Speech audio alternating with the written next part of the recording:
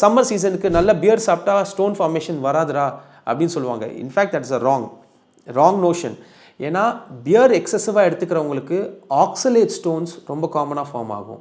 So main thing தண்ணி நிறையா குடிச்சுக்கணும், avoiding junk food, chocolates avoid பண்ணுங்கள், எக்ஸசிவ் நட்ஸ் எடுக்கிறத அவாய்ட் பண்ணிங்க. ஏன்னா இது எல்லாமே ஆக்சலேட் ஸ்டோன்ஸ் ஃபார்மேஷனுக்கான முக்கியமான காரணங்கள். அண்ட் தண்ணி எக்ஸசிவாக குடிக்கல, நீங்கள் ரொம்ப கம்மியாக குடிச்சிங்கன்னா உங்களுக்கு சூடு பிடிச்ச மாதிரி இருக்குதுன்னு சொல்கிறீங்களா, அது ஏன் வருது அப்படின்னா யூரின் கான்சன்ட்ரேட் ஆகிடுது.